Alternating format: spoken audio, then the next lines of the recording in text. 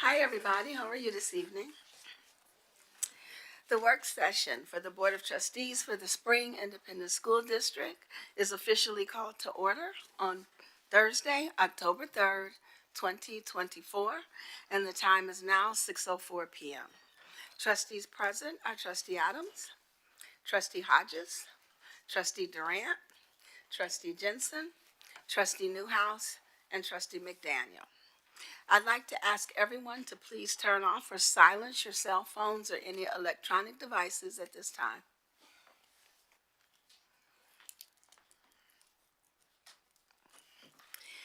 At this time, our Board Equity Committee lead, Natasha McDaniel, will begin the meeting by reading the Spring ISD Equity Statement. Thank you, President Durant. Spring Independent School District strongly believes in educational and racial equity as fundamental aspects of its core mission and purpose, embodied through any program, practice, decision, or action that affects all students, with a strategic focus on those choices and policies that most strongly impact marginalized students. We believe all students, regardless of their ability, cognitive, physical, or social emotional, ethnicity, language, race, religion, gender identity, and status, should have equitable access to opportunities, resources, support systems, and educational rigor in order to maximize their academic success and social emotional well-being. We believe every Spring Independent School District student is valuable and possesses individual strengths and characteristics that make our district a great place to learn and grow. Moreover, we seek to act on that belief, instituting policies and practices that value diversity, committing ourselves as a district to continue growth and development, and working to support the success of every student in all that we do. Thank you, Trustee McDaniel, and I'd like the record to indicate that Trustee Correa joined us at 6:05 p.m. The first order of business is a review of the minutes from our previous meeting. So does any trustee have any changes or corrections to the minutes from the September 5th, 2024 work session, the September 6th special call session, September 6th and September 7th, and the September 10th regular board meeting? Madam President, on page 9, there's a typo. And it is the last paragraph, midway. The arena will have 4,000 fixed seats for athletic events. And it says brining instead of bringing the total venue configuration to 5,000 seats. That needs to be changed. Thank you. I have another question on page 26.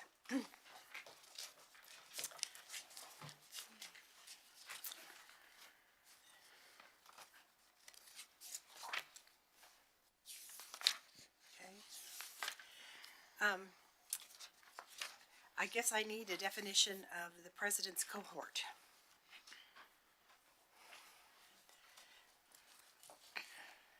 The president's cohort is the new cohort that we've been talking about the last couple of board meetings, where we're going to work with a group of students. Okay. I was going to give an update on Tuesday.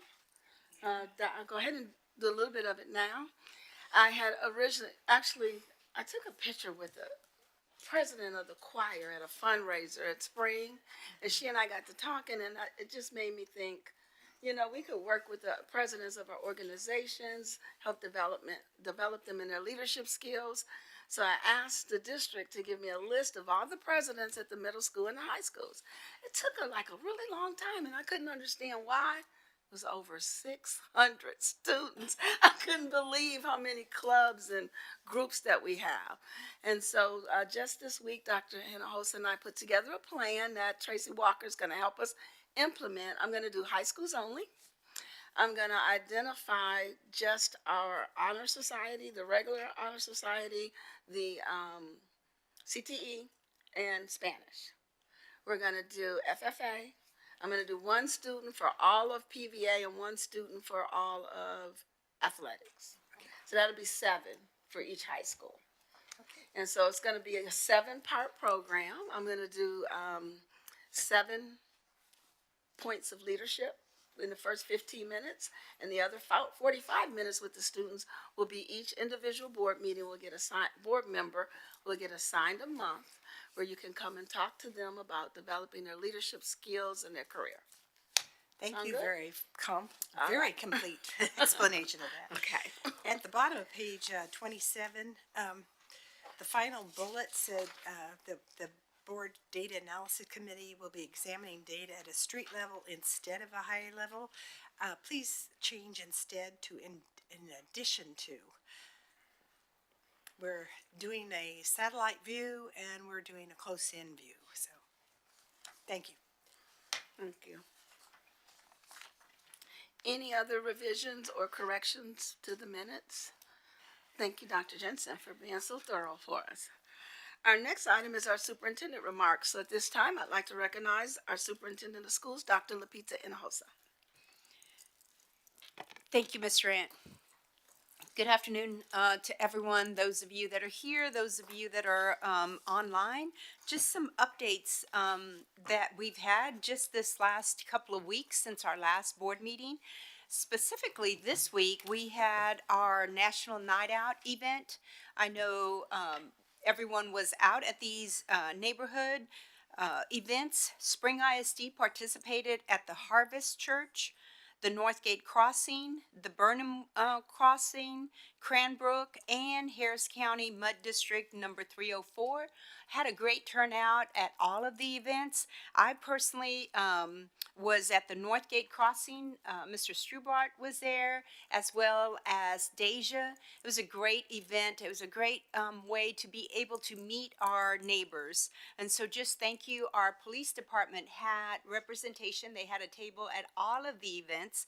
And I heard our K-9 was over at the Mud District 304. Didn't come up to Northgate. But I think it was a great way to just get to know our neighbors and come out, and for us in Spring ISD to be able to talk about our schools and everything that we have going on. Last night, just a big shout out to our college and career readiness team, our CTE team, our counseling team. We had our college and career fair down at Dekaney. It was a success. It was amazing. We had over 400 participants, parents and students that were out there. But I have to tell you what was so amazing, over 120 colleges. Now remember, when we talk about scholarships and grants that are being offered to our students, it's because the colleges and universities are getting to meet our families and they see the work that we're doing, that the children, the young people are doing. 120 colleges, 12 trade schools, 5 military officials, and approximately 20 schools and vendors for our students with disabilities. And we've started this work to, as our students with disability, as our young people begin to transition out, age out of the public school system, they also need to have opportunities and choices. And once again, we had a great representation out there. Like I said, over 400 families and students were out there. And what was also exciting was to see other students volunteering. We had over 80 volunteers, and this included our students as well as our counselors, everyone that was out there. It was a tremendous event. I was leaving like at 7:40 and people were still coming in. So just kudos out to the entire team. Also, just a quick update. We've, as you all know, we have a grant from Houston Endowment, and we were able to hire our coordinator for civic engagement. And, her work has really helped us get the word out on registration, voter registration. To date, we have 369 new voters that were registered. We had 168 of those are students that were registered to vote for the first time, and over 201 are just a mixed group of Spring ISD residents, parents, and staff. And last night, not only was Deja, our family and community engagement, out there, but we also had the sorority, AKA, that was out there. And it was just amazing. We have a new family that moved in from Delaware, able to talk to them, get them to register to vote, just families new to our district. So a lot of, engagement happening. And also on just a quick update on our VATRE, that is a proposal that's on our November 5th ballot that we are asking the community to consider the voter approval tax rate election that we have. To date, we've had 12 informational meetings out at campuses, one community meeting, as well as the staff, the team has been out at 15 different secondary schools, helping to spread the word out during their open houses. And so just to continue to inform our community about the proposal that Spring ISD has on the November 5th ballot. So just lots of things happening in the district, and just really want to thank the team for all of their work, all of our schools, and getting the word out is so important for us. So, Ms. Durant, that concludes my update. Thank you, Dr. Nelson. Dr. Jensen, did you have anything else? Your mic's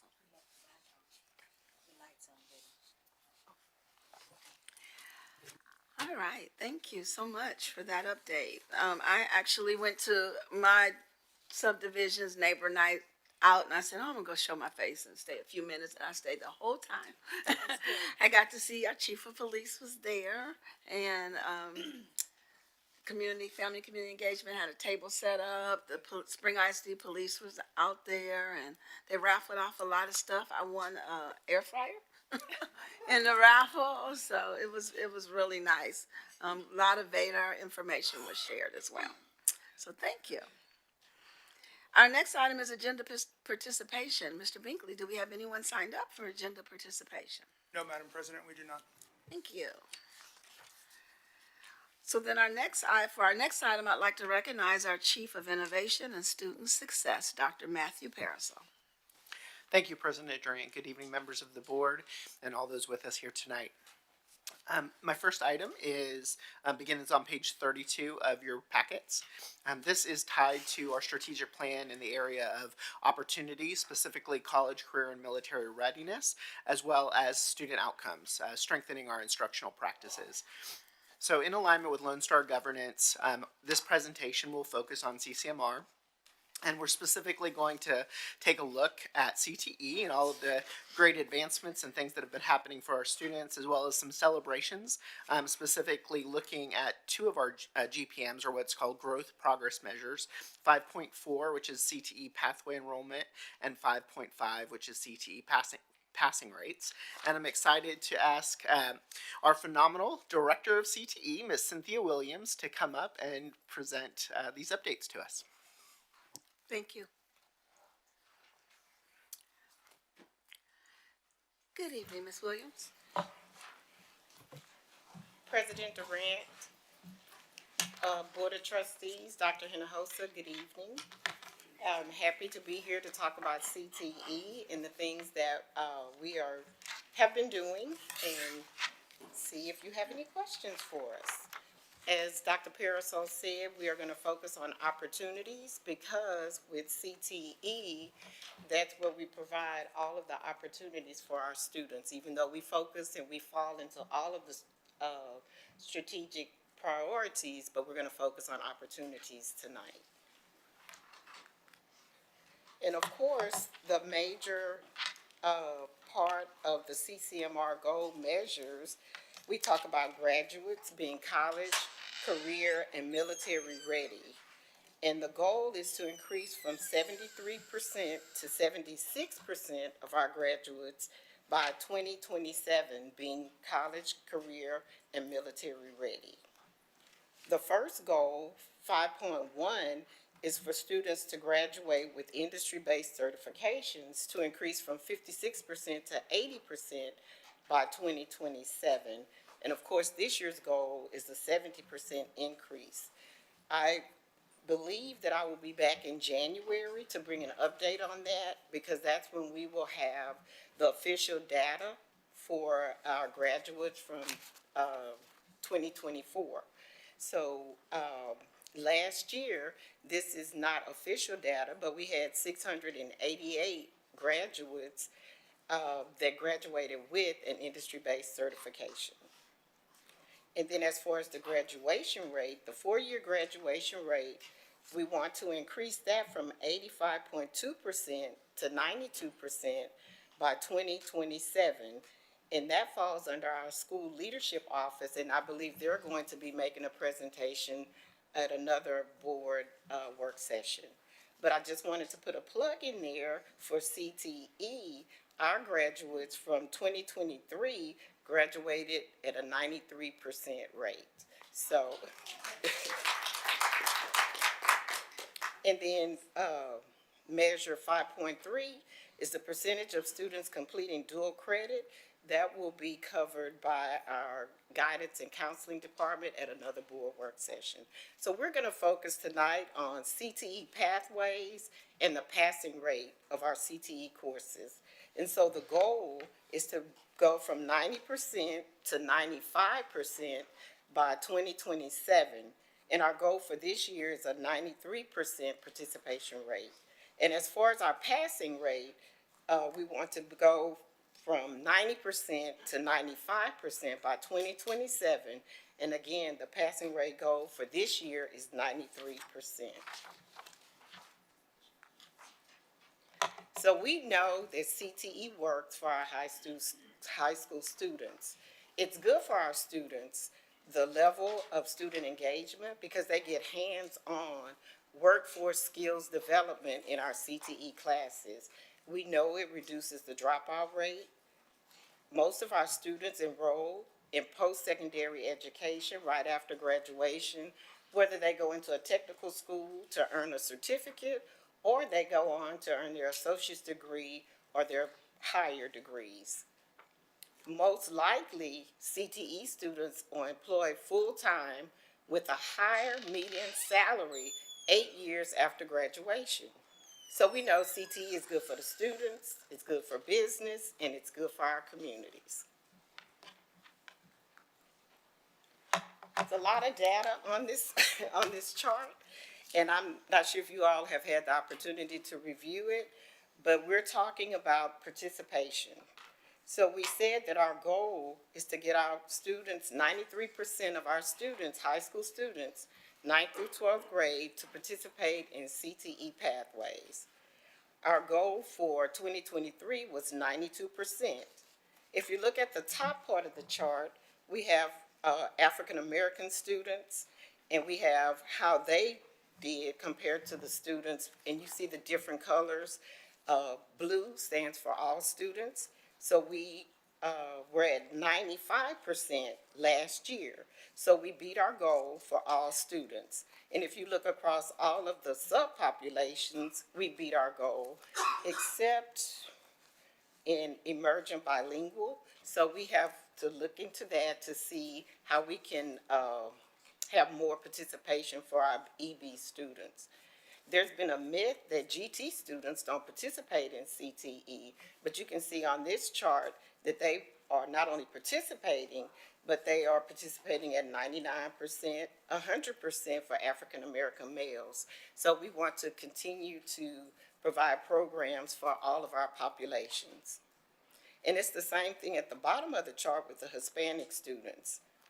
Again, the goal is 93%. In most cases, we're 95 and above % in all of the subpopulations.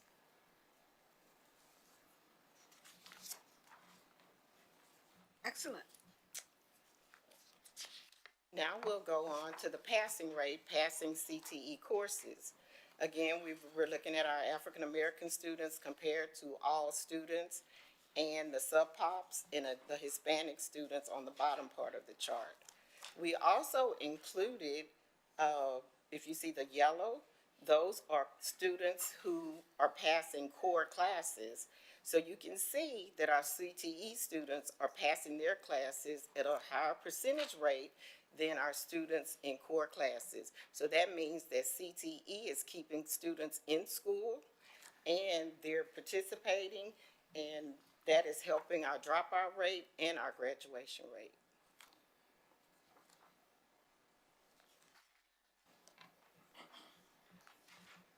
So for CTE pathway participation, the top 3 career pathways or programs of study across the district are business management, engineering, and health science. And of course, in health science, we have pre-medical studies, the EMT, nursing, pharmacy, and dentistry.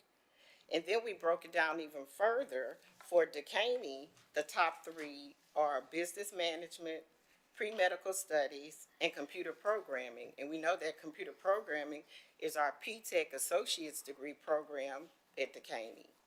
Spring High School, pre-medical studies, business management, and culinary arts are the top 3. At Westfield is business management, engineering, and media technology. Winchie, they have systems engineering, veterinary studies, and nursing are their top 3.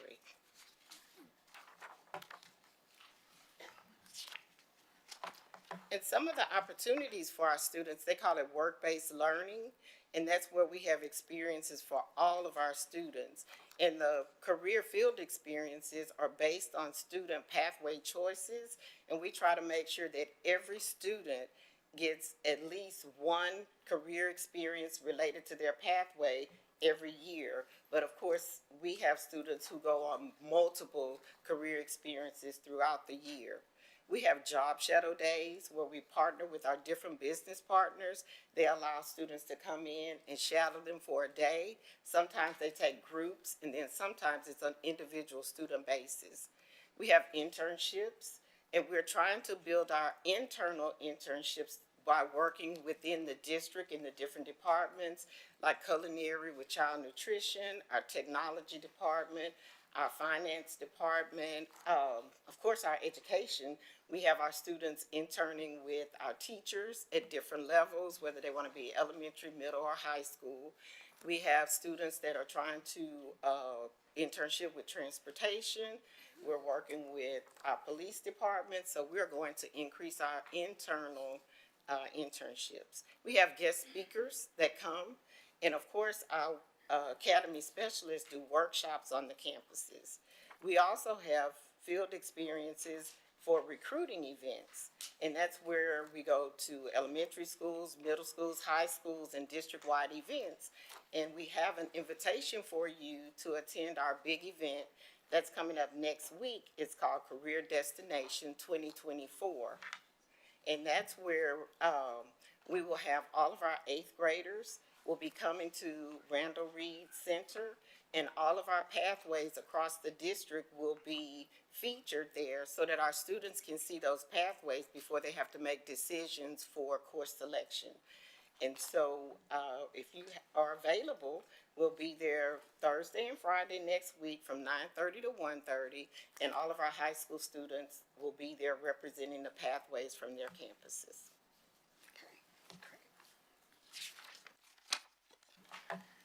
We also have career and technical student organizations.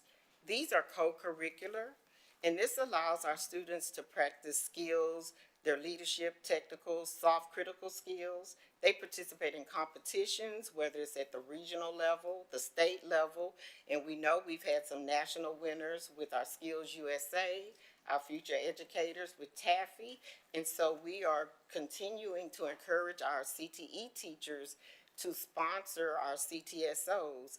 We have additional resources that are TEKS aligned for our teachers. They have activities and hands-on projects. When they're attending the conferences and competitions, they're networking, and this allows our students to be eligible for scholarship opportunities through those various career and technical student organizations.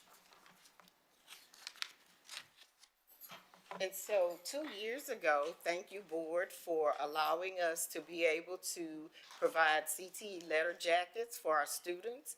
And so we came up with the policy, and you all approved it, that students who compete or join a CTSO that follows their pathway, they have to be a junior or senior and participate in that CTSO for 3 years. We put the community service piece in there because we know that that's important to help our students to be well-rounded. And they have to qualify to compete at the state or national level, and they can get a letter jacket for CTE. And we're proud to say that even though we just rolled it out last year, we had students at Winchie and Westfield that were able and they qualified to get their CTE letter jacket. And so we're looking for more students this year. And then the last piece, I just wanted to share with you events that are coming up for CTE for the year. And you are welcome and invited to attend any of our CTE events.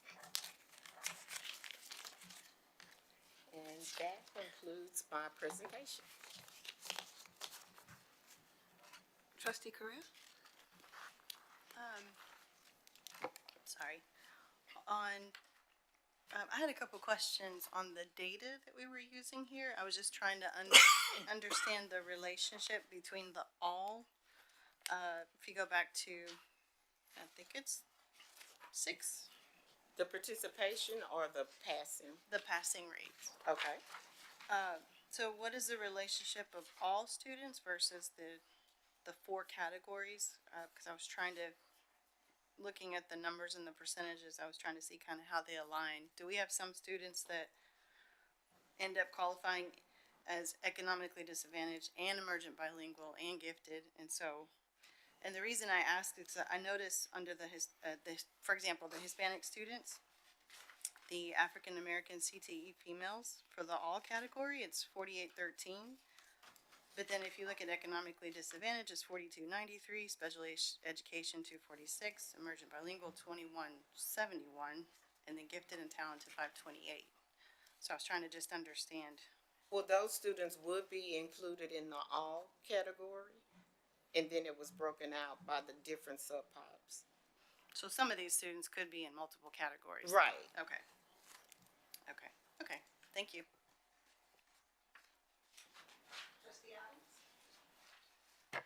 Thank you, President Arant. Thank you, Ms. Williams. That's really encouraging data, and I'm really happy with the work we're doing. I have some questions around our goal progress measures.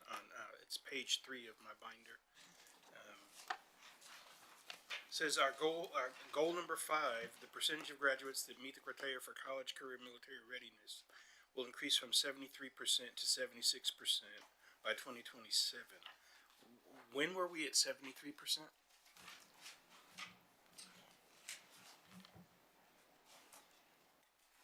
So these goal progress measures were set by the board in summer of 2022. And so there was massive changes in accountability and how CCMR is calculated. And so despite those changes, administration and our directors, we're all working towards the original goal, even though it dropped us down significantly below the 73% because of the recalculation for CCMR. But we were at the time in 2022, we were at 73%. Understood. So for the year 2024, this past graduating year, what percentage are we at? And that's with the newly calculated CCMR. I understand The that. total CCMR, I don't have the total CCMR, but I do have it for IBCs. And we can put that in a board update for you as well. We have our projected raw numbers because the state also has delayed the accountability release. However, we do have the data on the back end, and we can share that with you in a board update. Okay, so the number of industry-based certifications is a raw number. It's a function of how many kids earn the certification. What I'm interested in is what that number is for the previous year. And I must say this, we talked about this during Policy Institute. We need to see the data as it is so that we can move forward in the spirit of continuous improvement to get to where we need to be. And when I look at this chart, what happened last year is missing. And maybe I'm reading it wrong. It is not in here. It was provided as the board update in last month's session. We provided an update on the board goals and what those total numbers were. We did not meet, and I can, like I said, I can put that in the board update, or I can pull up that slide. So that has been. That has been shared, but we're happy to, this specifically focused on these two GPMs. The goal was that today we were reporting on where we are right now. However, one of the challenges as we've transitioned to a new student information system is that some of the data components are still making those connections. Okay. And so we weren't able to pull, the goal was from where we are at the beginning of the year to now, that was the goal to put here for pathways as well as the passing rates. So we ended up needing to put last year's data versus sharing our actuals. However, we're working on getting those actual numbers, and we'll share those in a Okay, board update. I want to see where we are so we can know where we need to be. Because as we start Lone Star governance, we're going to need to reevaluate some of our GPMs. And so tonight is our first step to ensure that we are reviewing our goals Excellent. every board meeting as part of our Lone Star governance. Excellent. Dr. Hinojosa and I have actually put together a calendar and things that she has copies for you all tonight on. So every board meeting we will be covering something. Ms. Williams was lucky to be first to cover her goal projects measures, and so And we. and tonight, we were focusing on the pathways Correct. and the passing rate. Correct. The total goal for the CCMR was added on here, but we were really focusing on the last two. She's points. really only supposed to do the last two, but she That's gave why us those high orange levels. are there like everything. that? That's why they're Okay. orange. And that makes was in the binder that we were doing 5.4 and 5.5 tonight. But I appreciate her sharing the whole picture with us tonight. But her assignment were just us two.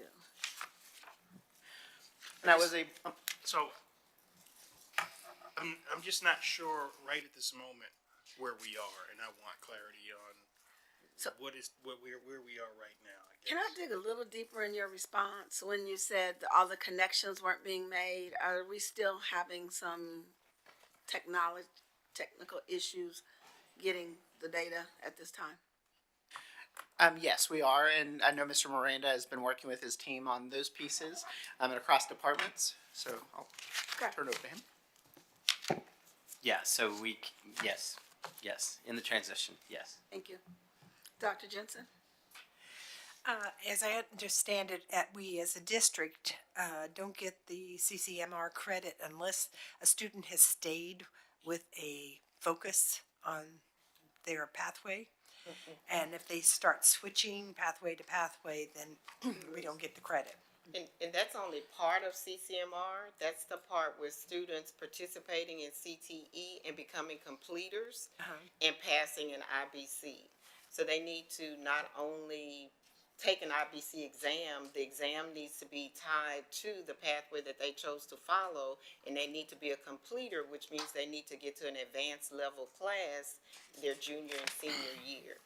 And that's where we would get the 1 point, because IBC is just only one indicator for CCMR. There's like 11 different indicators, but the CTE participation, completion rate, and passing the IBC gets us a point. So that completer rate, so we're higher than the state. Yes. For the completer rate. And so that's current, is that current 2024 data? 23, 24, yes. That's 23, 24 as well, okay. I'm very pleased to see that you have this event going on at Randall Reed for the eighth graders, because I think it's sometimes really hard to choose which way you want to do your coursework in high school when you're an eighth grader. And anything additional that you can do, because it sounds like you have guest speakers, you have events where people go out and actually go into a workplace and that sort of thing. I just would like to see more and more of that so that kids actually see this. I've just had a week talking to some young people who graduated as a nurse and then went into nursing, decided they didn't want to do it, that kind of thing. So I just thank you for doing everything you can to enlighten eighth graders. And, the eighth graders will see the actual high school students talking about and demonstrating things from their pathway.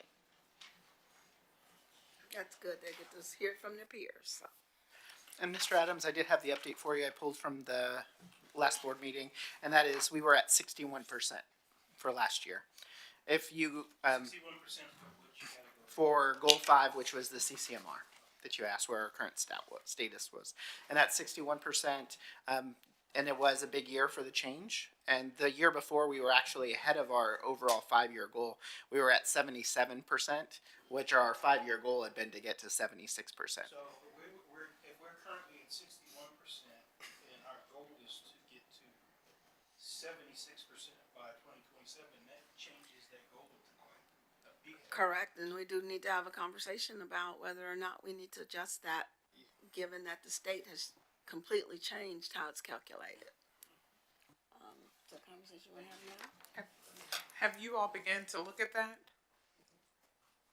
Miss? Oh, yes, we had to adjust. They did give us, phase in, but at the end, our graduates for the 2025-26 school year will have to do the state-approved IBCs and be completers. Now, this year, they can be a concentrator, which a completer is a student who's picked the pathway 9th grade, and they take 3 or more credits and taking an advanced level class, and then they will be a completer. Whereas a concentrator, they take classes in that pathway, but they may not get to that advanced level class, but they still took classes in that pathway and they took the exam. So by next year's graduates, we will have to have our students complete the pathway and pass the exam that's aligned with their pathway that the state has sent us the approved list of exams, and then we'll get the accountability point for that. Oh, well, I applaud you, that's a lot. And this is like I said, CTE just has 2 indicators on the CCMR. There are different categories for college readiness, military, GT. There's different categories for CCMR. So. Thank you. Thank you. Thank you, Ms. Williams. Just quick question on page 4. When CT is good for students, are these based on Spring ISD, or is it more of a general? It's based on the national Okay. ACTE organization. Okay. Thank you. Although it is good for us in spring. Yeah, because I was wondering when it said the 8 years, if that was ACTE. specific to our students that we followed, or you're saying it's a national statistic? Okay, thank you. All right. Thank you, Ms. Williams. Thank you, Mr. Parasol, for that. And you can continue because the next item is yours as well. I would like to tell the board that when Dr. Hinojosa and I met after we got back from Tassi, I asked her to add this item from our Policy Institute, but that's why you didn't get the PowerPoint in advance. Okay, so because I added it on her last minute, so, okay? Thank you, President Durant. This item can be found beginning on page 46 of your packet. It is tied to equity as we look at discipline and the adjustments that were made. As we spoke to last year, It's your purple folders. it is in your, the presentation is in your purple folders as well. As we discussed and brought to the board last year, there was a lot of work done to review our student code of conduct, including conversations with our student advisory group, which Trustee McDaniel did a lot of work helping to lead that, and getting their feedback and input. And we did multiple community meetings, staff meetings to make the adjustments. And we're excited that our team from Student Success is up here today. Dr. Efrain Olivo, who is our Assistant Superintendent of Student Success. Will you go ahead and introduce our group that's presenting tonight? Thank you. Yes, tonight we have Mr. Nigel Simmons. He's our Student Success Coordinator, and Candace Gilliam, our esteemed Associate Principal from School Leadership Academy. who will here present the discipline update. Good evening, President Durant, Dr. Hinojosa, and esteemed members of the board. This is the discipline update. To align with our strategic priorities, more importantly, equity and well-being, we aligned ourselves with 3 goals. The first one being with well-being. By 2027, Spring ISD will decrease total disciplinary infractions by 10%, with a target goal this year of 5%. With our next 2 goals aligning with equity, African American and discipline, the student suspension rates of African American males will also decrease by 10%. In special education, the suspension rates of students receiving special education services will decrease by 10% also. So along with our first goal, by 2027, Spring ISD will decrease total disciplinary infractions by 10%. As of October 1st, we've compared this to last year's time. The district overall has seen a decrease of 70% of disciplinary infractions in totality. Our goal is to continue to maintain this above 10% and decrease overall infractions district-wide. And as you can see with our alignment with the elementary school, middle schools, and high schools, we still see a substantial decrease in disciplinary infractions. With our suspension rate of African American males, students with a decrease of 10%, we can also see a substantial decrease of 50%, with also a substantial decrease with the elementary schools, middle schools, and high schools.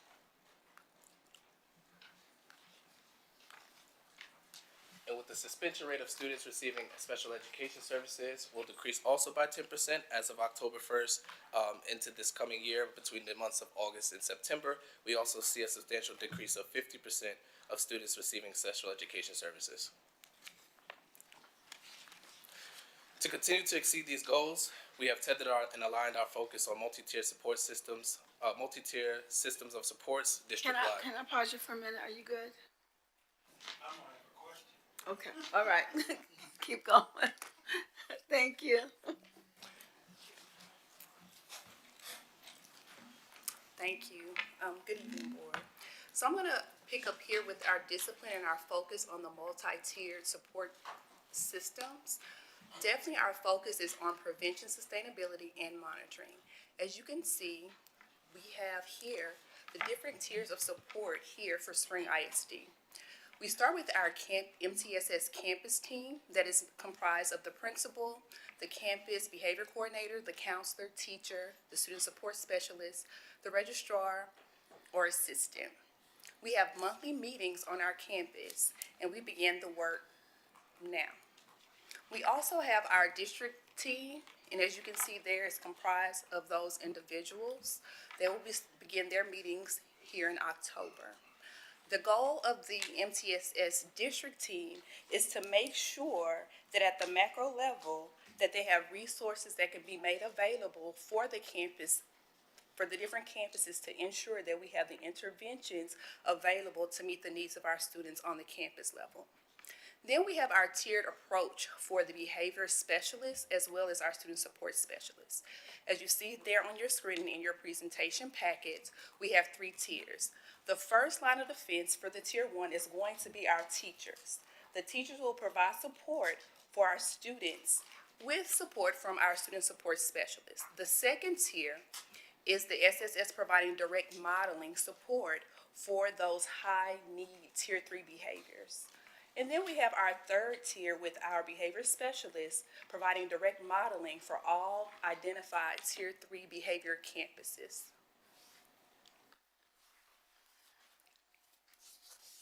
District also provides for us trainings because we definitely want to make sure that we focus on those interventions and have them in place. We want to make sure that everything aligns with what the state needs us to have, especially when it comes to Dr. Guillory and our PEMS coding. So we have our coding, we have our MTSS, making sure that the documents are in place that provide strategies of interventions for our campuses. We also have things on the campus level like our PBIS systems, our SAIL, our CARES, restorative practices, as well as monitoring and making sure that we have things in place on our campus for the in-school suspension, because we want to make sure that we are teaching our students how to meet the expectations so that way they can be well versed on how to be productive, not only in our schools, but just as they grow up productive citizens in the world. And then we also have our athletics and PVA in that work as well. We also have our campus behavior coordinators meetings. We meet monthly.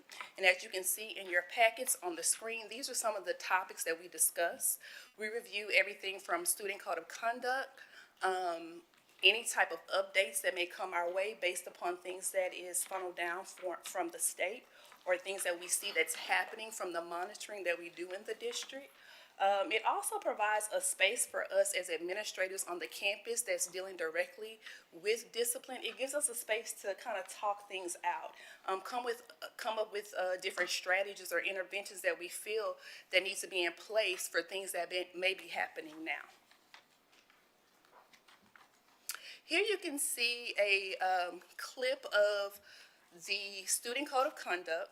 This is found in the Student Code of Conduct that's on Spring ISD website. Parents and students are able to go to the website to see this. And as you see there, we want to make sure that everything is in alignment. Here you see two of the pages. You see the incident. And remember, I was talking about the coding. You'll see the codes that are there, and then the different consequences that can happen with each offense as decided by the MTSS team on the campuses. We want to make sure that we're able to align the infraction with the proper coding so that way we can make sure that we are in compliance.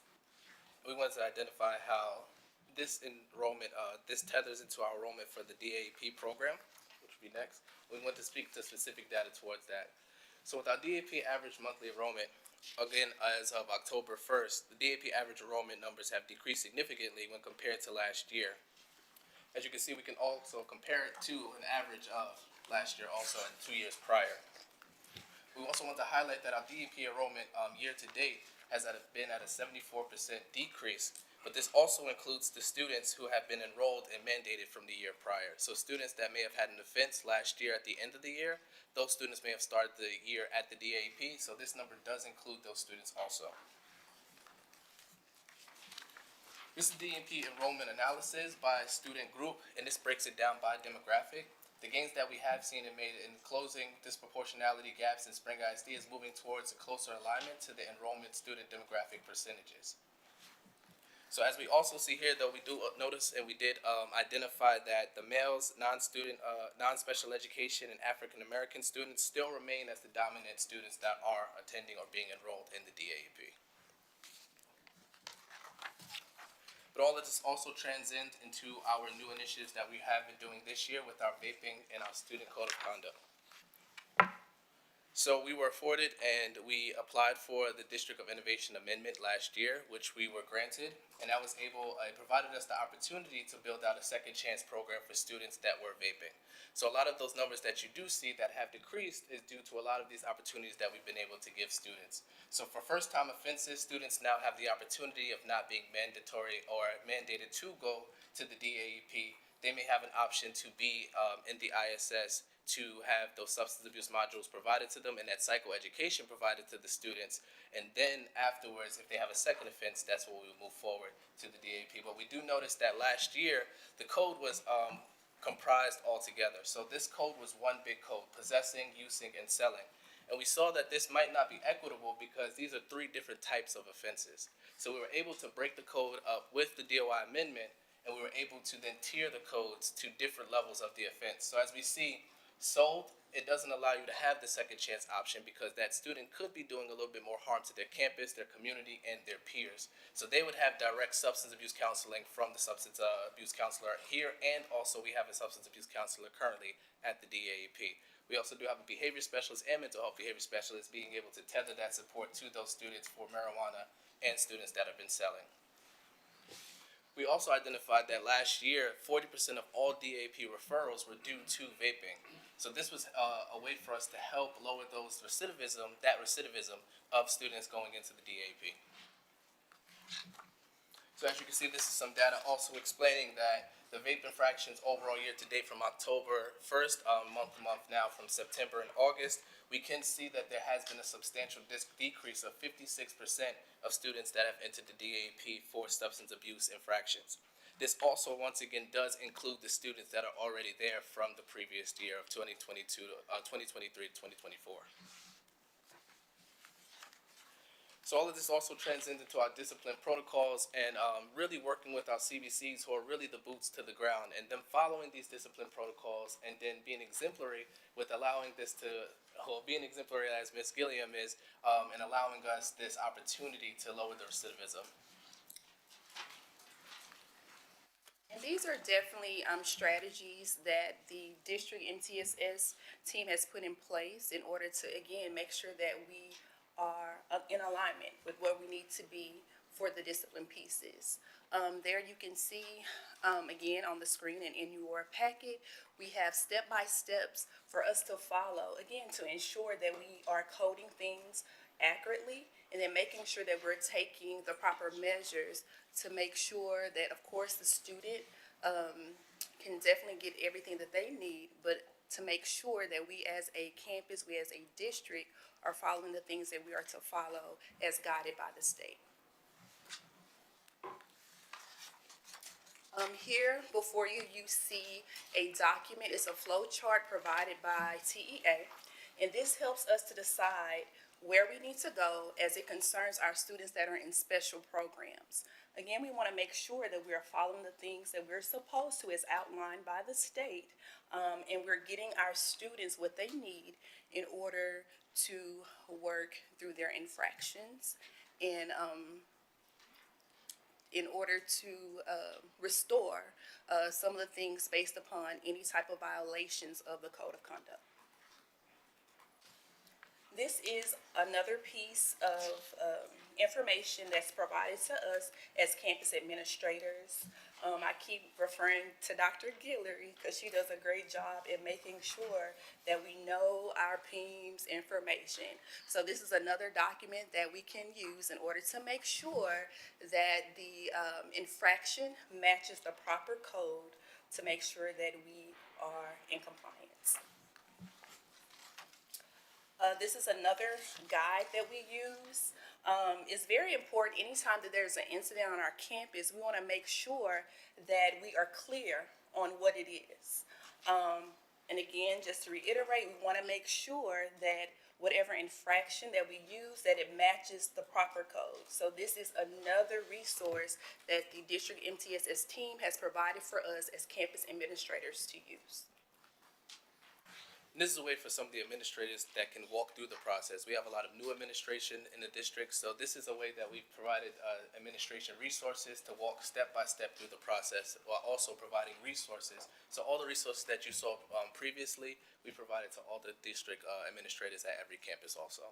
So as a walkthrough of how to submit a DAP referral, how to submit a DAP referral during via Laserfish, or also how to run a DAP conference with a script also in there. Are these job aids or videos? Sorry? Are they job aids or videos? Oh yeah, these are just links, and They're links, it goes okay. to a personalized folder for the CBCs and the assistant principals and principals. So, thank you once again. We really appreciate you all, and I think that you definitely had a question. I just need some clarification. I thought I heard you say on slide 4 of your presentation.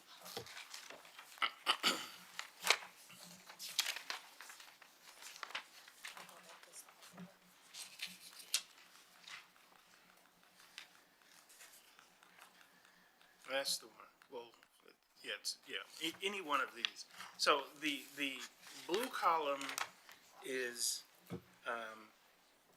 disciplinary infractions through October 31st. August October. to October 1st. Okay, October 1st. And it's the same for the green and the yellow, correct? Yes, sir. Okay, that's impressive.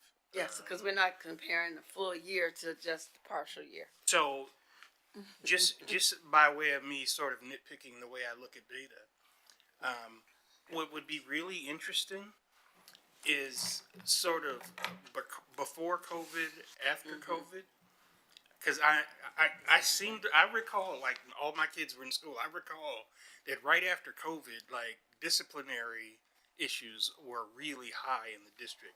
And so, like, seeing where we've come since right after COVID would be useful in looking at this chart, and would make, this current decrease, we must really be doing something right here for it to be down that much year over year for the same time period. So that's great work. I just wanted to clarify that I understood that graph. Ms. Gillum, I know you're the associate principal at SLA, at our Spring Leadership Academy, and I know Mr. Simmons and Dr. Olivo, the big change this summer has been the Second Chance program, really implementing the restorative practices. When we talk about this change, there's been a lot of work that's been done this summer and then what's being implemented in the schools. Will you tell the board a little bit about the Second Chance programs, how you're looking at disciplinary infractions and the consequences differently this year than what we've ever done before? Will y'all talk a little bit about that? Yes, I would say from the campus perspective, it's the resources. It's what was made available to us in order to be able to do those things. I was just in there with some kids today and looking at the EverFi. Once they finish their coursework, they're able to get a certificate. And that was big. You know, I printed it out and I showed the student because they're able to see their progression as they're going through these things. It's teaching them various skills in terms of how to deal with different situations. And for them to see an end result like, oh, I have a certificate for this, I've done something, it kind of gives them a little sense of pride. And so the whole key is to make sure that we are equipping them with strategies in order to, in future cases, okay, let me go right instead of going left. And so that's big. So the resources, I would say Dr. Hinojosa has played a big part when it comes into that. And knowing that we have that, when we meet as a campus MTSS team, we're able to use those interventions and strategies in order to be proactive and put some preventative measures in place so we're not seeing these things occurring on our campus. Mr. Simmons, do you have? Yes, I can definitely give something more specific because I've also worked very hands-on with the DAP and uprunning our DAP because, as you know, we've brought it in-house. Specifically, we had one student this year that went back to Dekaney. He'd like to remain confidential, but he's our first success story with the Second Chance program. So in the beginning of the year, he wasn't allowed to have the Second Chance program. At the end of the year, where he had his offense, and I believe May, so he had to start the year off at DAP. He only had about, because he did summer school and we allotted him to have some of those days, he only had about 5 or 4 days left. And he said, hey, listen, I really just want to start off new at campus. You know, do I have that opportunity? So we afforded him the Second Chance program. And we like to say that yesterday was his 40th day of being clean completely. During the summer, he had some mishaps and he had some relapse. But yesterday was his 40th day being clean. And he wanted us to really give him a shout out, but also we want to give a shout out to Dekaney for their reintegration process. Can I ask real quick, just could you clarify what that program is? Are kids doing conflict resolution type of work? You said EverFi? Yeah. EverFi is a vendor that we have with the district. They work with our counseling, our guidance and counseling department, and they have multiple modules. But what they do is they provide modules to the students. That's why we had for the offenses, as we can show here. Some students for possession, as you can see, they may only have 1 day. And then a student that was vaping and caught vaping, they have 3 days. So EverFi allotted us the opportunity to say, hey, listen, this is a curriculum for a student that has 1 day where it might be brief, but it overviews substance abuse. Now, the 3-day students will have to go through multiple modules throughout the day because they were actually caught vaping. For instances, we want to have that autonomy because some students may come to school and their older brother may have had their book bag over the weekend and they were caught with possession. So we had that autonomy there to try to tether that equity with those consequences. So EverFi then afterwards has an administrator, which we trained all the ISS teachers. We provided training for the ISS teachers so that they can provide the EverFi training in ISS. And then after completion, it lets the ISS teacher know, it sends them a notification, and then the ISS teacher will send us a notification saying that they did complete. So, and then if it happens again, they still, if it happens again, then they go to the DAP, and then they will go into a base program, which is another program platform that they're able to use at the DAP with the substance abuse counselor there. So is EverFi solely for substance abuse, or No. is it No, broad? it's broad. Okay. So if you have unacceptable physical contact, it goes through, one of the lessons is healthy relationships and Okay. creating boundaries and Got it. being aware of social cues. So it runs the gamut of various things that's in the what I was modules. wondering, so it's comprehensive. Thank Uh-huh. you. Okay. That's really great work. It's really good to see all the initiatives that we're doing, really driving some of these numbers. But in the spirit of Mr. Adams here, kind of nitpicking some of the data, I did have a couple questions. So I think you kind of touched on one of them just now, but I was looking to see if we know kind of concretely what the drivers were that created such a precipitous drop. And the reason I'm asking is because of the coding. I know in past years, there was some questions and, not everybody was on the same page as far as kind of what to code. So do we have, as far as the coding is concerned, do we have a specific category that we started to see a reduction in because of the training that we had? Or, so that's kind of one of my questions, was what kind of, do we know what caused the major drop?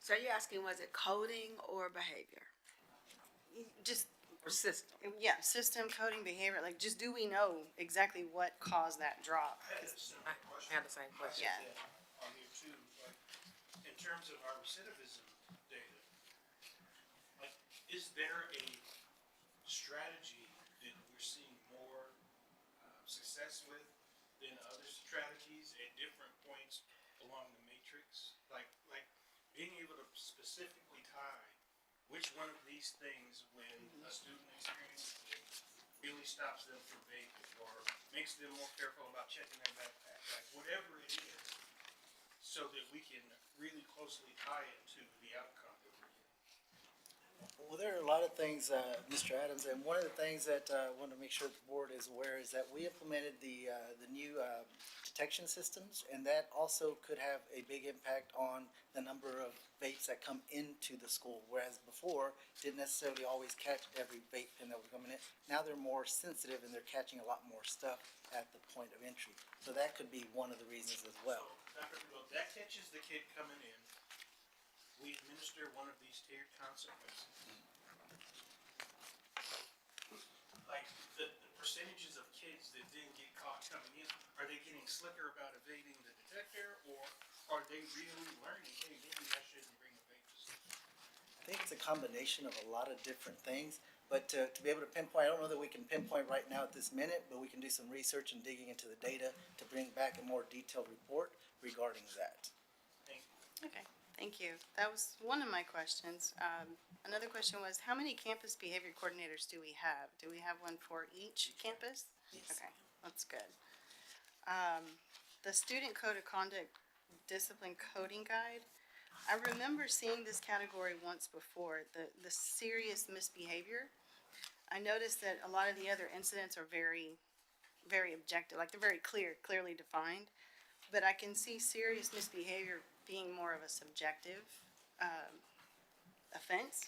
What might be serious to me may not be very serious to Mr. Adams. So do we have any additional guidance for that particular category? And in your data research, I would be curious to see how many of our disciplinary infractions fall under that particular category, because it is kind of a subjective term. And I can ask Ms. Gillum to kind of talk to the serious misbehavior, but general rule of thumb that we give to the CBCs, if it's affecting the classroom or the cafeteria or the campus in general, that would be considered a serious misbehavior. Ms. Gillum, how would you, as a practitioner? I mean, you hit the nail on the head with that, but that's the importance of the MTSS teams, because we're able to have discourse about it. We look at all of the different factors that may impact, like Dr. Alibo said, is it harm, what would be the result of different things happening, what does that look like? So we have serious conversations about it in order to determine what that would be. Thank you. My last question is on 14, the DAEP enrollment analysis. Again, on the gender enrollment, and even on the special really all three of these categories, the number of students from 23-24 to 24-25 would be kind of helpful to provide some context, because is it a 20% drop of 15 students, or is it a 20% drop of 100 students, however many students we have? Thank you. Going back to, and thank y'all for the presentation and all of your work in this area. Going to page 4, just to go back to Trustee Correa's question that I had that was similar. Was there any change in reporting of infractions? Like teachers still report the exact same way from the past 2 years?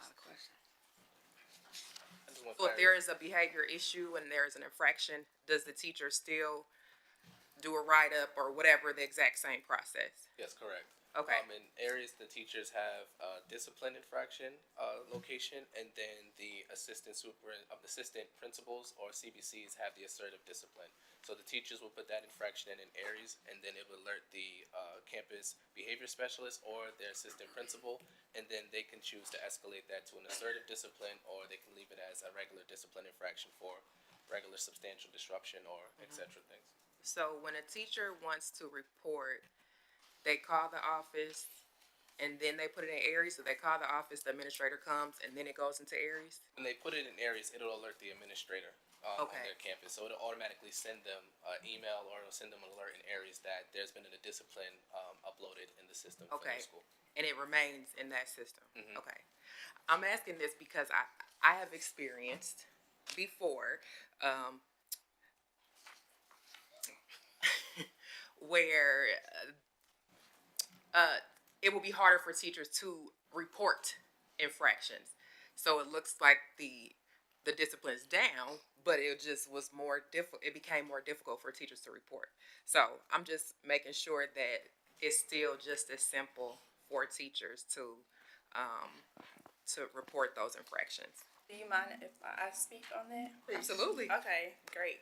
Okay, so to be honest, when it comes to the vaping, it's almost immediate. So when we do our checkpoints in the morning, oftentimes that's where we're catching it. And to be honest, everybody, we have some great kids in Spring ISD. And so most of our intel from the kids, they will come, because they know that it's not something that they want to be involved in, or they feel like their friends should be involved in. And so just building that culture on your campus aids a lot. Yeah. So those are, I would say that speaks to a lot of the decrease that we're seeing. Is just, what is it, speak about, if you know about it, speak about Yeah. it, they're doing that. And I understand the vaping. I'm thinking more so behaviors in the classroom that teachers are experiencing. So, thank y'all for clarifying. The next one is just on the MTSS. What page is this? Some page numbers. It says discipline, focus on MTSS, monthly monitoring. Who are these MTSS coordinators from each campus that come together monthly? Or campus behavior coordinators, I should say, that meet monthly? Correct. So this is not teachers, this is, It's the CBCs. got it, okay. And they are trained, all of these trainings refer to their training, not teacher training. Correct. Okay, And we're charged with coming back and taking it to our other administrators on campus. okay.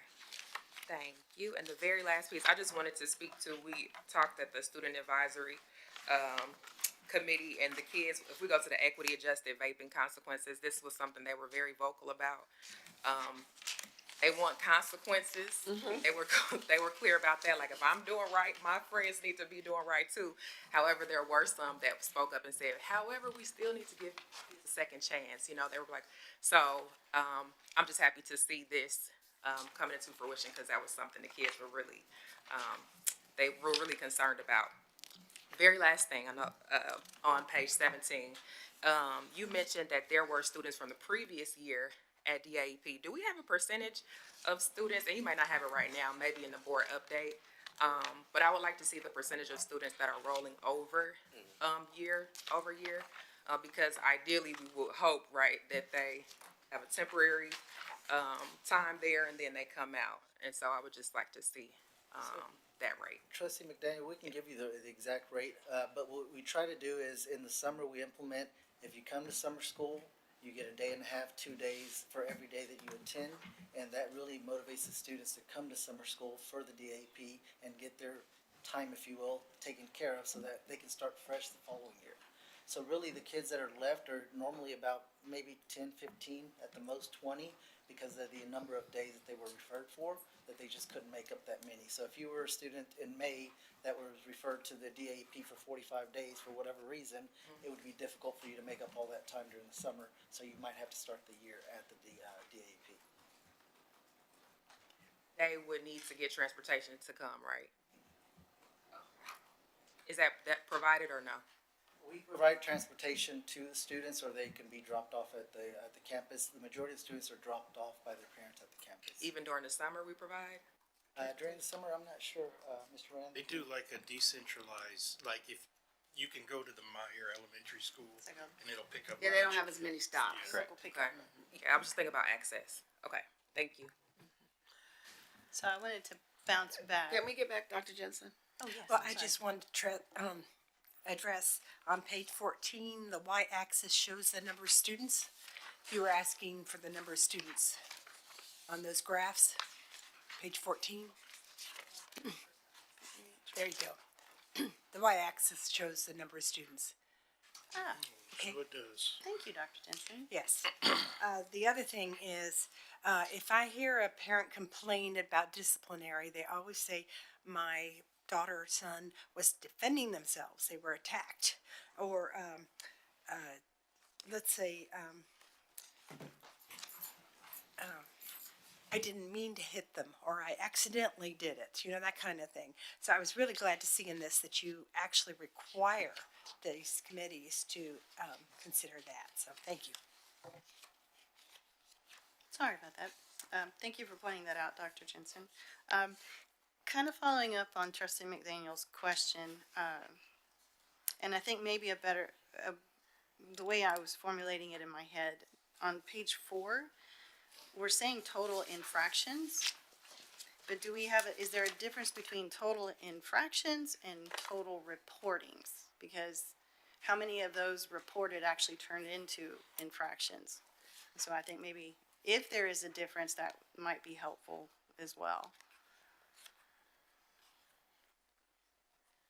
I definitely follow up with, they're this, yeah. I think they're the same, Trustee Correa, but let me dig into that, and I'll let you bring that up to the board update. Okay.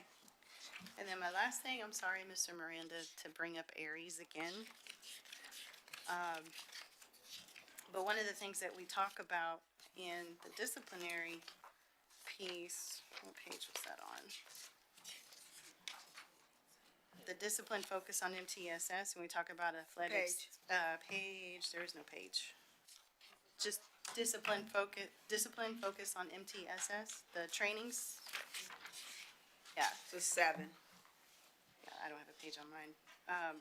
We talk about the athletics and the PVA, but if I'm hearing correctly, I believe we still have some schedules that aren't aligned, and so do we have kids that are waiting to get into some of these other, Are you talking about master scheduling? the student schedules? Do we still have issues with student schedules in Aries, or are we? I'd have to defer over to Craig on master Or scheduling. are we good there? Or to, And it's okay. Matt. The only reason I bring it up is, you know, we're already in October, and if we're talking about discipline and not giving kids the opportunity to get into some of these programs, because, As of master scheduling, Trustee Correa, we should be good. We're not grappling with some of those technical issues currently as we were weeks ago. okay. Yes, ma'am. So does that mean students that were waiting for their band or their choir That's what I was- classes have been assigned to those classes? That's Or what I was not getting at. reassigned to an art class as opposed to the band or choir they were? If that's not happening, I'm not aware. Typically, those type of issues do circulate up to me, but I can double check for you, President Durant. Thank you. Yes, ma'am. Thank you. My last issue is sort of tied to with Trustee McDaniel was saying about teachers reporting and it's sometimes not circulating up. This really impressive decrease in disciplinary infractions, I will expect at some point for there to be a correlation in terms of teacher retention. We hear from teachers about why they're leaving the district. One of the biggest things they say is insufficient discipline, not supported by the administrators when we write referrals, whatever it is. And so I'm looking at this and saying to myself, wow, I'm also gonna sort of expect when we do our K through 12 survey that we see some increases in terms of how teachers feel about discipline. That was all. And I will say that as we've worked together with the senior leadership team and the team of 8, we've identified some top 3 priorities for this year, and discipline is one of them. And I think it's been an ongoing opportunity for us in the district, and so I think that's why you've gotten so many questions this evening. But I do want to thank you for an excellent report and great results. We're excited to see it. We just want to make sure that we're not missing any gaps in the data, or it's not being skewed in a way that it was coding that caused the decrease, or not, getting the infractions included. So I think that's why there were a lot of questions for you. But I want you not to reflect those questions, in the fact that we very much appreciate the data, the hard work, and the decreases that we're seeing. I just want to just echo that to the team and all the hard work that y'all have been doing. I have to tell you, Mr. Simmons and the whole team have been presenting and meeting with the assistant and associate principals, and I actually received his presentation. I wasn't able to attend, but I can assure you, like, I had to send an email. I had to send an email to Ms. Gillum, because I know this is a collaborative from the school practitioner, Ms. Gillum as the associate principal, having to interpret what central office is saying to do. And I think this year is that magical year that we've come together, right? Number one, understanding the policies. Number two, coming together to revamp our student code of conduct. We heard from students, and the students were loud and clear in what they expected from us, and our teachers were loud and clear from all of the sessions. Teachers need help. And Mr. Adams, you're right. I mean, like, number one has been this constant consternation with discipline, and is it being addressed or not? And I think we were being just very straightforward, very punitive, and now we've got resources in place that are tangible, that we can do the work that our students need. And I think, Ms. Gillum, you're right on point. It's not only teaching them how to sit in class and behave here today, but it's preparing them for their future, right? That they can become those great citizens that we're looking for. And so I really thank you all, and Mr. Ant and I and the board, this is our focus, but it's our district's focus, right? And so we'll come back on an ongoing basis to report up the work that you all are doing, and we'll consistently put through board updates your work, so that we can see the work that is going to support our students ultimately to achieve that excellent education that we're all working towards. So I'm very grateful. The administration is very grateful, and you heard it from the board. Thank you. From all levels, but especially from the school level. I know, Ms. Gillum, you're representing all of the assistant principals and associate principals out there, but thank you for your hard work. Absolutely. And I know Trustee Newhouse and Jensen can, attest to the board hasn't always been asked as many questions.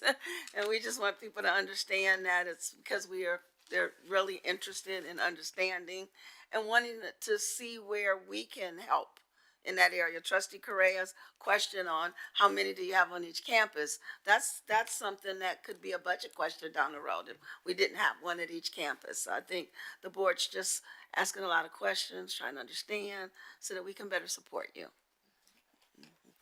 And we're hoping to see some of the results in the exit interviews from Dr. King, that we're getting less complaints on the way out the door about discipline. Yes, we'll definitely compare that data with last year's exit survey data, and you'll be able to make some comparison reports. And Fantastic. we're working on summarizing the 23-24 data to be able to present to you. Thank you. Thank you, everybody. Go Spring Leadership. Go, yeah. Oh, that's your. So you know Ms. Gillum. Oh, that's right. All right. So thank you, Dr. Parasol. You had two big items for us tonight. Our next item is a report on the Board Policy Institute workshop.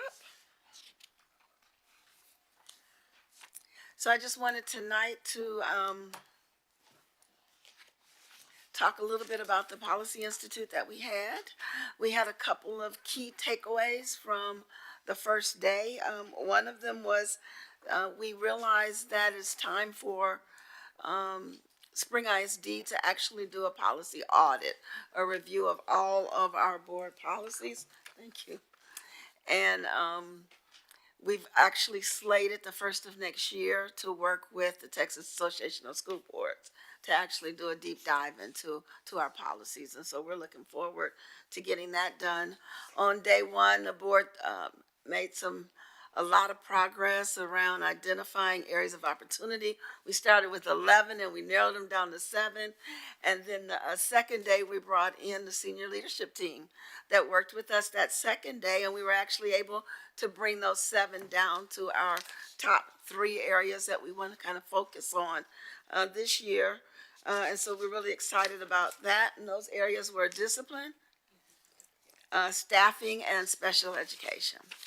And on the second day, we walked away with 2 major takeaways that we want to focus on. We're looking at an opportunity of maybe developing the portrait of an educator to kind of help us around identifying some things and improving recruitment and retention for our staff and our teachers. We talked about exploring maybe some part-time FTEs to work in that area, as well as the Equity Committee. We've asked them to develop a rubric that can help us to begin to measure engagement and cultural responsiveness in the district. So we had a lot of great work. I'm really excited about it. We only wanted it to be 3. We didn't want to put too much additional work on our leadership team as we continue to do that. And so what you guys will see moving forward, some of the things that came from that institute. One of the first things that we really wanted to tackle was the board operating procedures. The last time we actually sat down as a team and reviewed them was before the pandemic. I think it may have been 2017 or 2018. So it's time for us to do that again. And so I just wanted to ask any of the other board members if they had anything that they wanted to add from the Policy Institute. As you can see, I identified the first 2 items to talk about this evening. So did anyone have anything else they wanted to bring forward? So, one of the 7 that didn't quite make the chopping block, but that I will be a champion for anyway in my individual board capacity, is continuous improvement. I'm going to talk about it till you get sick of hearing me talk about it.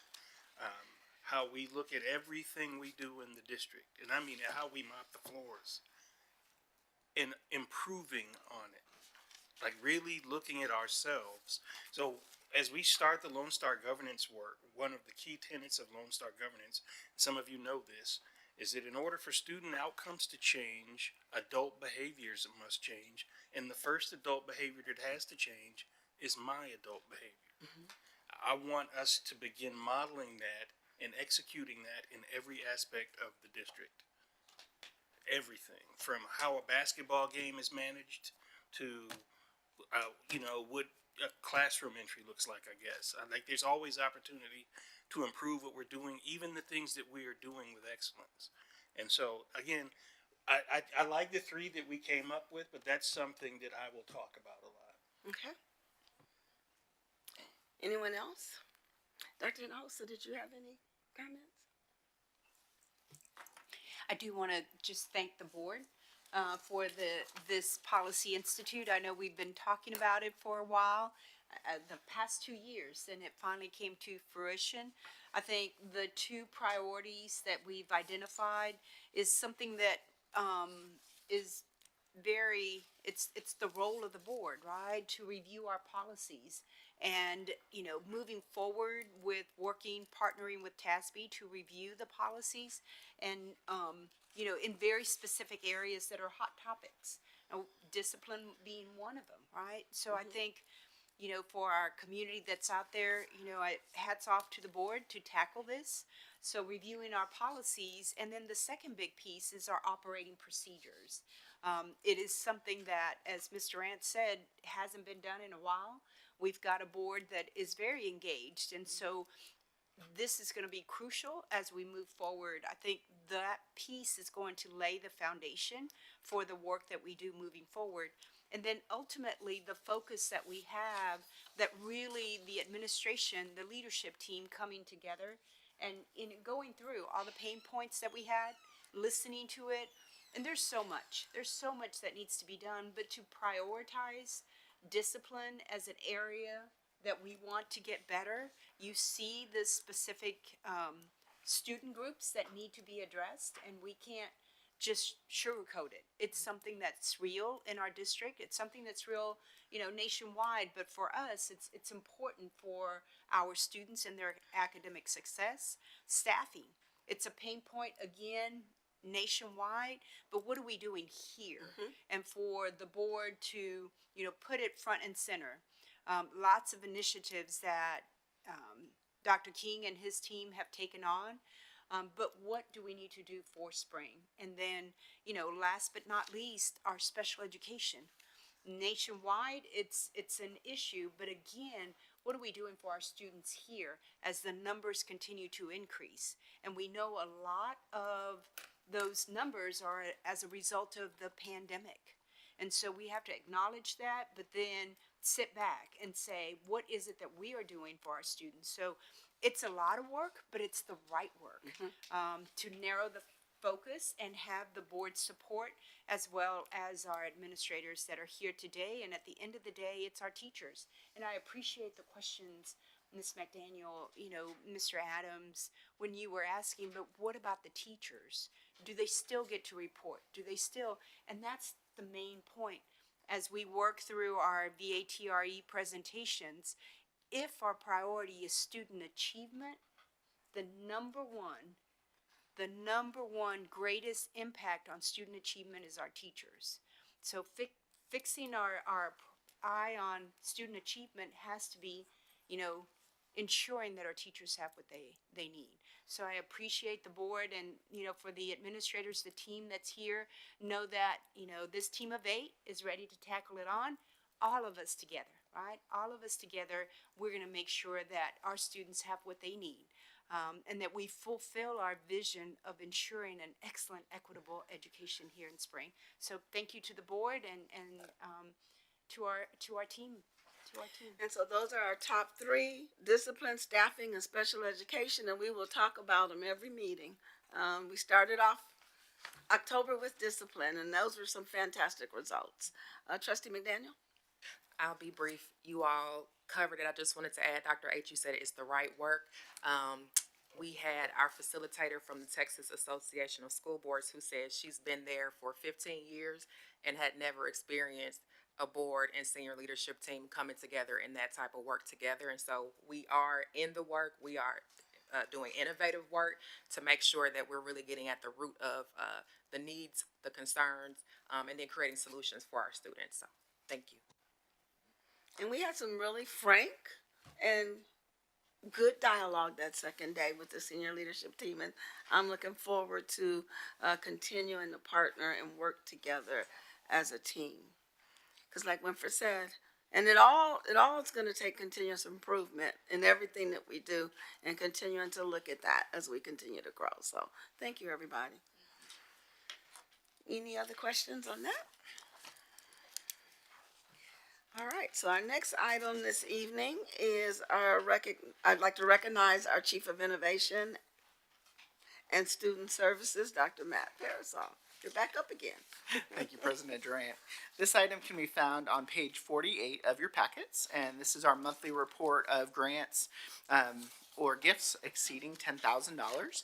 We're excited to report that this month we have a total of $2.6 million and some change in grants, specifically tied to our strategic plan looking at well-being, from mental health wellness, as well as addressing our district culture.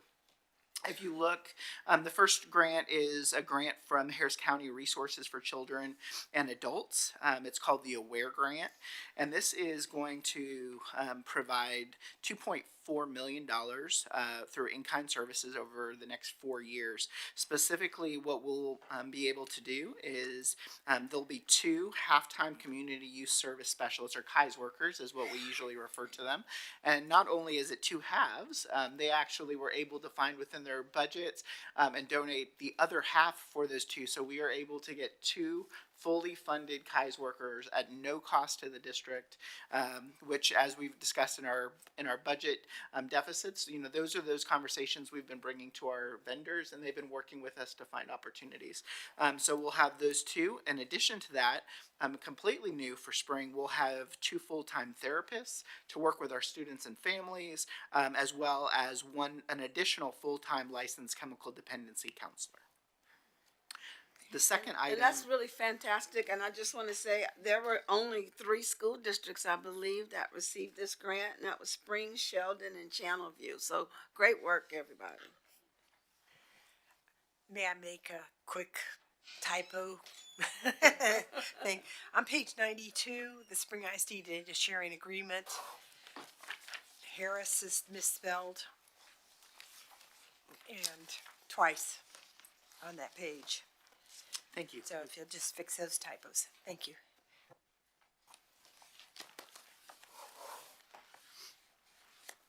The second grant is a reoccurring grant that we've had annually, and this is a matching grant from the Gulf Coast Texas Workforce Commission, and what it does is it provides matching funds to support our Westfield High School daycare that supports pregnant related services for our teen parents, and so they're able to attend school and have their children attend daycare in the same building to provide access as well as a safe place of learning. It provides an opportunity for our CTE students as well to work there, and I know Ms. Williams is still here. She helps and supports and oversees that program. And so we have $250,000 in matching funds that primarily helps fund the staff as well as the resources and equipment for the program. Thank you. And I think that's reoccurring, but I think we've had that grant for years, I think. Yes. All right. Any questions? Just wanted to say thank you, Dr. Parasoff, for adding in the columns for number of students impacted and per student award. I know we've talked a lot about that to put funds in context. Thank you. Thank you, Dr. Parasoff. For our next item, I'd like to recognize our Chief Financial Officer, Ann Westbrooks.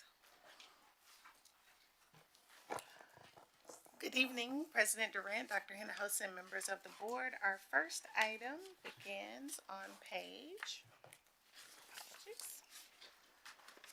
the taxpayer refunds begins on page 106 of your binders.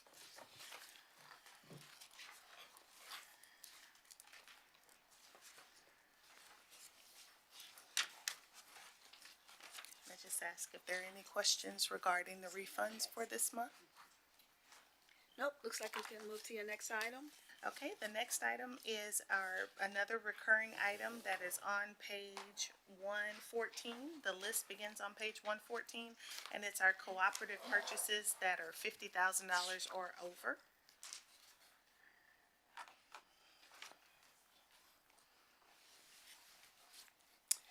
Not hearing any questions, I do have a recommendation for the body.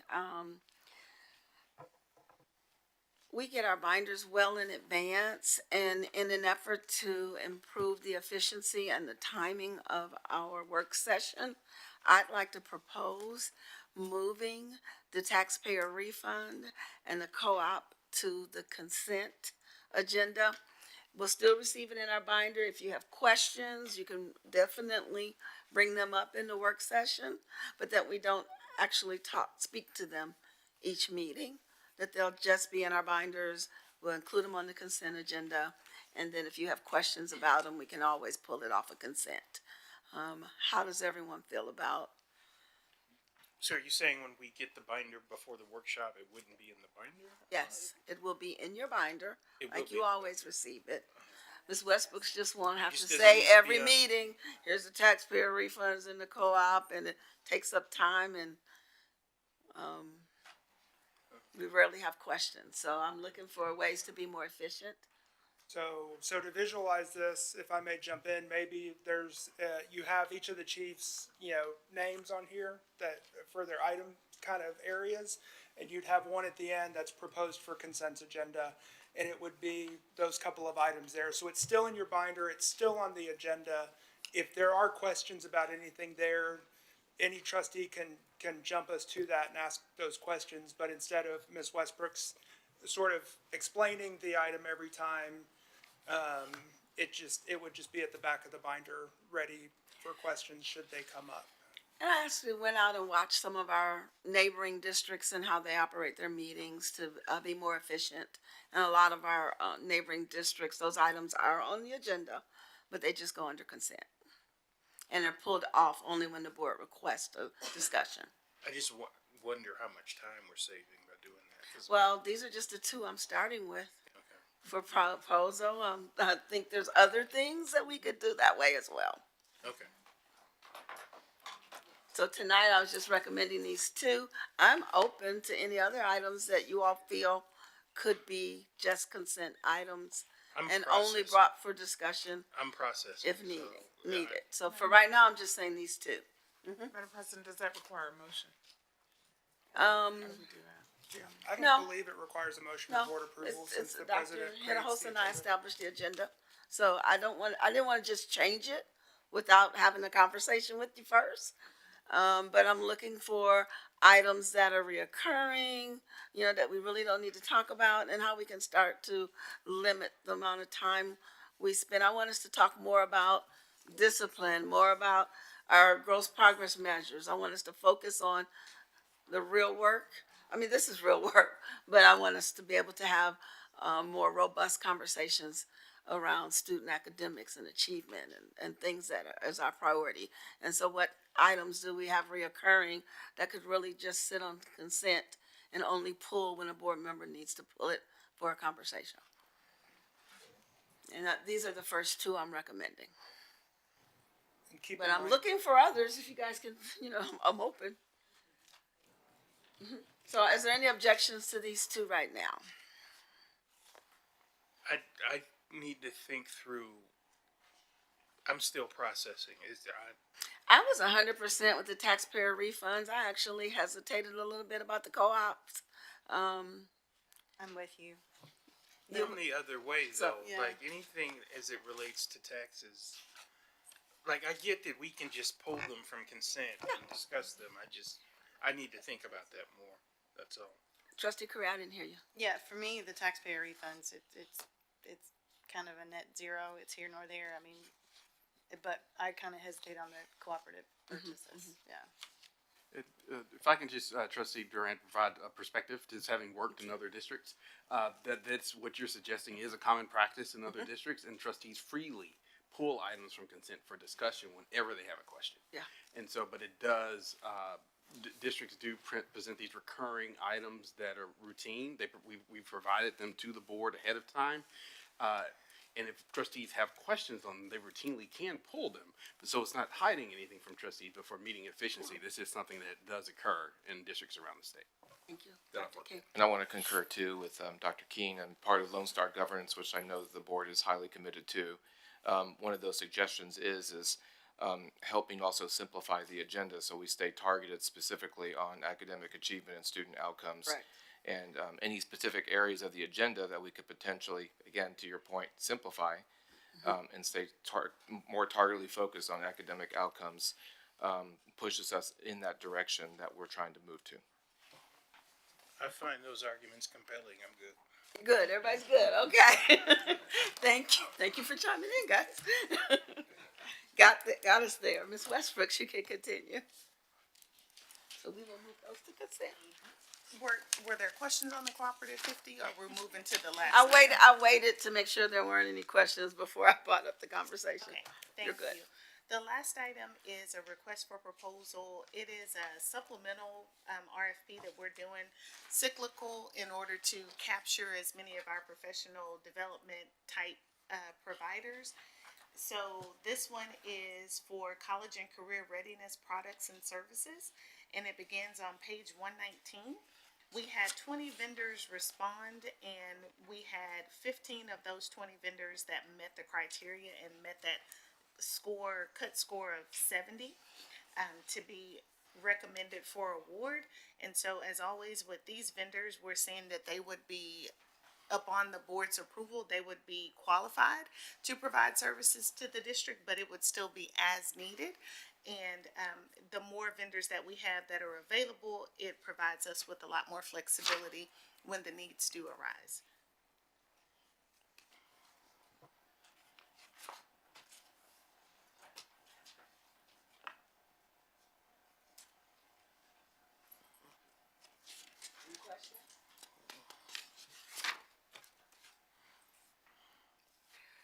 Okay. I did notice that number 16 is, yeah. So, just want the board to be aware of that. Any other questions? All right, Ms. Westbrooks, thank you very much. Our next item, I'd like to recognize our Chief of District Operations, Mark Miranda. Thank you, President Durant, members of the board, Superintendent. I'm on page 121. This is a standing item for district-wide intruder detection audit report findings. We have no findings for this month. They are out and about doing their inspections now, so we'll take a look again next month. Great. Thank you.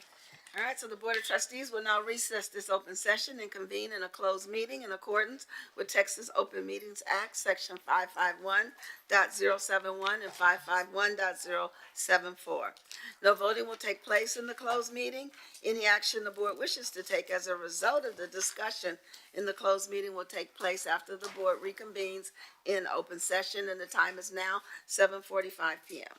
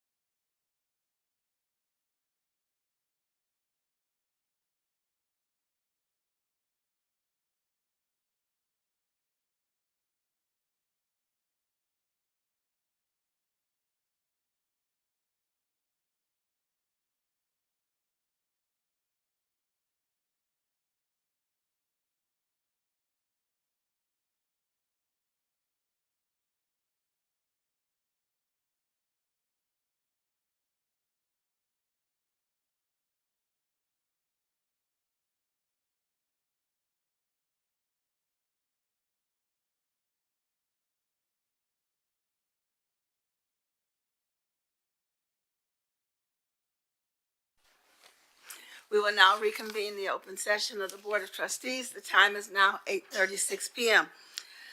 Do we have any motions? Madam President, I move that the board approve the superintendent's recommendation to terminate the contract of Beatrice Rubio upon finding that the employee failed to perform their contract without good cause, and authorize the superintendent or designee to notify the employee of the proposed termination pursuant to Chapter 21 of the Texas Education Code. I further move that the board authorize the superintendent or designee to notify the State Board of Educator certification that the employee failed to perform their contract without good cause and of the action taken by the board. Second. There's a motion on the floor by trustee Adams and seconded by trustee McDaniel. Is there any discussion? Hearing none, I'll call for the vote. All those in favor, please raise your right hand. That motion carries unanimously. Are there any other motions?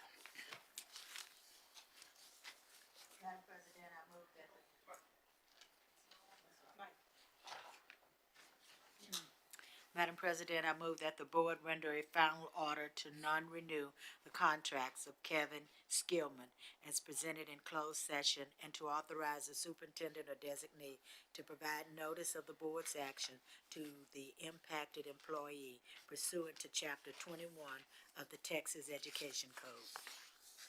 I second the motion. We have a motion on the floor by trustee Newhouse and seconded by trustee Jensen. Is there any discussion? Hearing none, I'll call for the vote. All those in favor, please raise your right hand. That motion carries unanimously. Are there any other motions? Hearing none, I'll entertain a motion to adjourn. Madam President, I move that we adjourn our meeting for tonight. Second. It's been moved by trustee Newhouse and seconded by trustee McDaniel to adjourn this evening's meeting. Is there any discussion? Hearing none, I'll call for the vote. All in favor, please raise your right hand. That motion carries unanimously. We adjourn tonight's meeting at 8:38 p.m.